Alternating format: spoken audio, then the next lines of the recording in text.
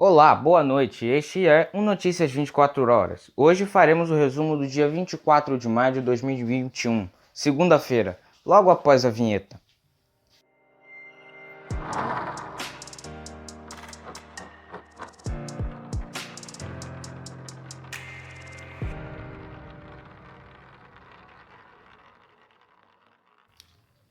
Bom, vamos começar logo o nosso resumo de hoje, desta segunda-feira, pela notícia que não é daqui, mas sim lá de fora nos Estados Unidos.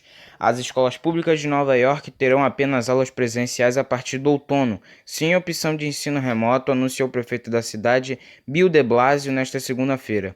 O prefeito afirmou também que os cerca de 1 milhão de alunos estarão em salas de aula com protocolos de Covid-19 ainda neste ano letivo, que acaba antes do meio do ano.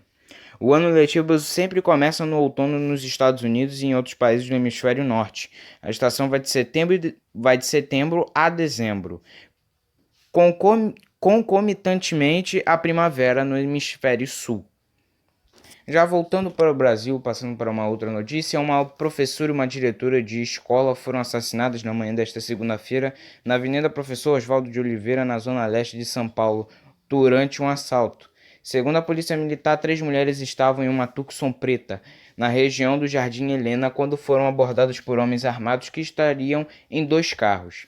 Os criminosos exigiram dinheiro das vítimas que entregaram bolsas e celulares, mas mesmo assim foram baleadas de acordo com a Secretaria de Segurança Pública. O carro das educadoras foi atingido por pelo menos 11 tiros.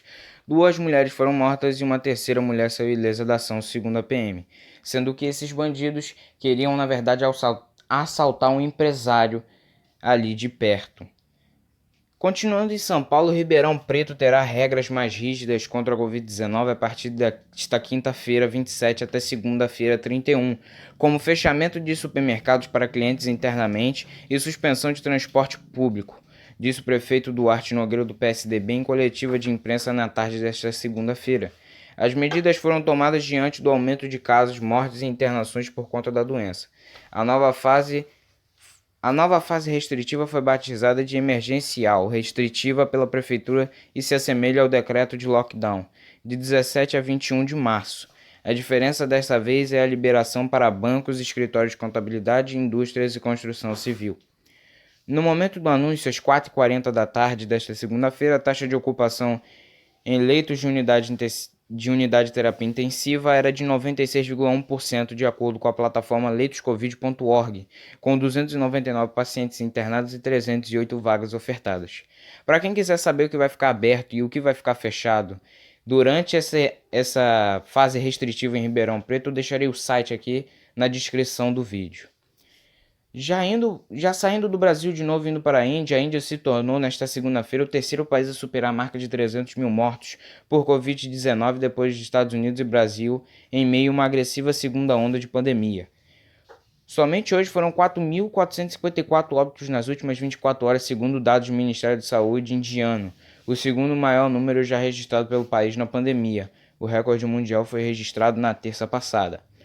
O país confirmou mais 57 mil mortes por Covid-19 nas últimas 2 semanas, elevando o total de vítimas para mais de 303 mil. Os Estados Unidos têm 589 mil óbitos ao todo e o Brasil 449 mil. A principal causa da tragédia indiana é a complacência do governo, que se recusou a adotar um lockdown nacional, liberou comícios políticos e festivais religiosos e permitiu que uma nova variante, a B1617, se espalhasse pela Índia e para todos do continente.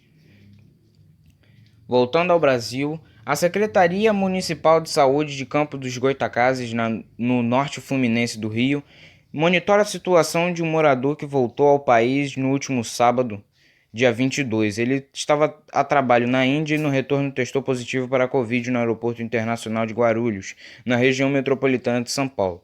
De acordo com a secretaria, o teste realizado foi o RT-PCR.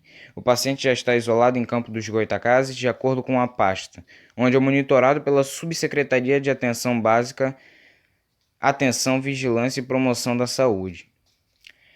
Quatro estados brasileiros, já monitoram casos suspeitos de contaminação pela nova cepa do coronavírus, que foi originada na Índia. Na quinta, o Maranhão tornou-se o primeiro estado a confirmar casos de infecção pela nova cepa, identificada em 6 dos 24 tripulantes do navio chinês no MV Shandong Dazi. Dos 6 infectados, um foi entubado depois de piora no quadro clínico. Também a Secretaria de Saúde do Ceará está monitorando um caso suspeito. Trata-se de um homem indiano que chegou de avião ao estado em 9 de maio. No dia 17, ele testou positivo para a Covid. O homem é funcionário marítimo e iria embarcar em um navio, mas foi impedido pela Anvisa e segue em isolamento. Também no Pará e no Rio de Janeiro, como acabei de citar, em Campo dos Goytacazes também foram registrados casos que estão em estudo. O alto comando do Exército vai pressionar Eduardo Pazuello, ex-ministro da Saúde, a pedir aposentadoria, e caso ele resista, debaterá alternativas para forçar o ex-ministro da Saúde a deixar a instituição. A situação interna, segundo os generais, nunca esteve tão ruim. O motivo foi a participação no ato deste domingo 23 com o presidente Jair Bolsonaro no Rio. Em conversa com Pazuello após o ato, o comandante do Exército, Paulo Sérgio Nogueira, orientou a ir para a reserva. A solução é considerada pela força a mais diplomática, pois agradaria ao alto comando que poderia atenuar sua punição por ter ido ao ato com Bolsonaro. Pazuello, porém, resiste à ideia, mas generais continuarão a debater essa possibilidade com ele. Ainda nesse assunto, o relator da CPI da Covid, senador Renan Calheiros, do MDB de Alagoas, chamou o ato promovido pelo presidente Jair Bolsonaro no Rio de Janeiro neste domingo, na Barra da Tijuca, de procissão em louvor ao vírus e declaração de guerra ao SUS. Bolsonaro comandou na cidade um passeio com motociclistas que gerou aglomeração nas ruas.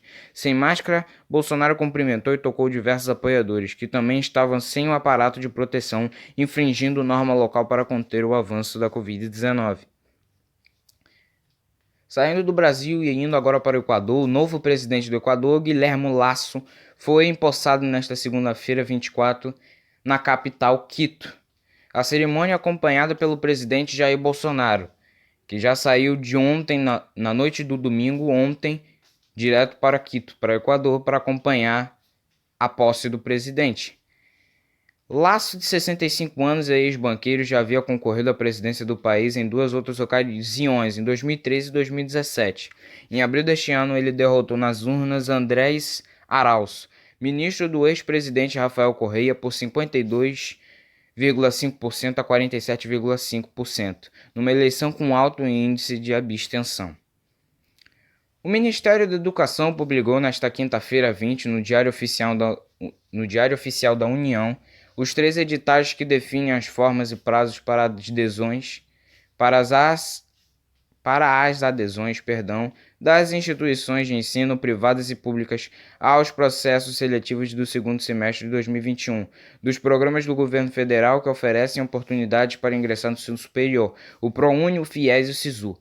Os processos seletivos para o segundo semestre de 2021 de todos os 3 programas estão previstos para ocorrer entre julho e agosto. Os cronogramas de inscrição já foram antecipados pelo MEC.